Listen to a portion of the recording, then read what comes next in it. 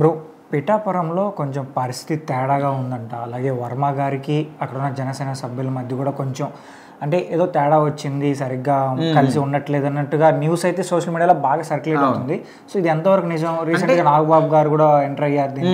అంటే ఇప్పుడు పిఠాపురంలో పవన్ కళ్యాణ్ మెయిన్గా ఆయనకు ఒక సీటు త్యాగం చేశాడంటే వర్మ. అదేవిధంగా ఆయన గెలవడానికి కూడా వాళ్ళ ఫ్యామిలీ సభ్యులందరూ కూడా ఒక ముఖ్యమైన పాత్ర పోషించారని స్టార్టింగ్ నుంచి కూడా చెప్పుకుంటున్నారు.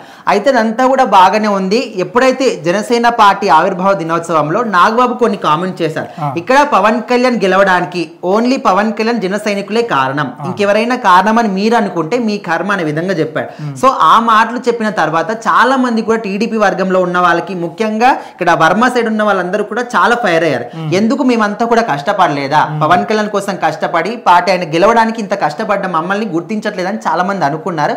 సో అప్పటి నుంచి అక్కడ పరిస్థితులు ఎట్లా ఉన్నాయంటే బయటికి వీళ్ళందరూ కూడా కలిసి ఉన్నట్టు కనిపించినప్పటికీ కూడా లోపల మాత్రం ఏదో ఒకటి జరుగుతుంది. ఇక్కడ పిఠాపురం నియోజకవర్గంలో అది వర్మ నియోజకవర్గం అయినప్పటికీ కూడా రోజు రోజుకి ఆయనకి ఇచ్చే ప్రాధాన్యత అనేది తగ్గుతూ వస్తుంది. ఇక్కడ పార్టీ వాళ్ళు ఏదైనా ఒక మీటింగ్ పెట్టినా, సభ పెట్టినా కూడా ఇక్కడ వర్మని పిలవకపోవడం కానీ, అండ్ రీసెంట్ గా వర్మ కూడా అక్కడ పిఠాపురంలో పర్యటించి మురిక్కాలవలు కానీ ఆయన కొన్ని సమస్యలు పరిశీలించడం కానీ, అంటే గవర్నమెంట్ హైకమాండ్ తో పెద్దగా మంత్రాలు జరపకపోయినా ఆయన వెళ్ళి మాట్లాడడం కానీ చేస్తున్నారని కూడా ఏదో న్యూస్ అయితే వస్తుంది. సో ఆ వీడియోస్ ని డైరెక్ట్ గా సోషల్ మీడియాలో పోస్ట్ చేసి అక్కడ కలెక్టర్ కి ఫిర్యాదు చేయడం, సో ఇవన్నీ కూడా చూస్తుంటే జనసేన పార్టీకి వ్యతిరేకంగా ఆయన సొంతంగా ఒక వే వేసుకోవాలనుకుంటున్నారని చాలా మంది అనుకున్నారు. సో ఇప్పుడు మాత్రం రీసెంట్ గానే నాగబాబు ఎమ్మెల్సీగా ప్రమాణ స్వీకారం చేశారు. ఆల్రెడీ పిఠాపురం నియోజకవర్గం ప్రాధాన్యత మొత్తం బాధ్యతలంతా కూడా పవన్ కళ్యాణ్ ఈయనకు అప్పచెప్తున్నట్టు తెలుస్తుంది. ఎందుకంటే ఆయన డిప్యూటీ సీఎంగా ఉన్నాడు, 5 శాఖలకు మంత్రిగా ఉన్నాడు కాబట్టి అక్కడ ఇక్కడ చూసుకోవడానికి ఆయనకు కొంచెం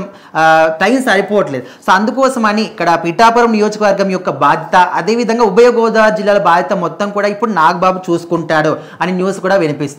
సో ఇక్కడ నాగబాబు వచ్చి రాగానే పిఠాపురంలో ఈ రోజు రేపు మొత్తం కూడా పర్యటించి ఎక్కడ ఇలాంటి సమస్యలను అన్ని కూడా తెలుసుకోవడం కూడా జరుగుతుందంట.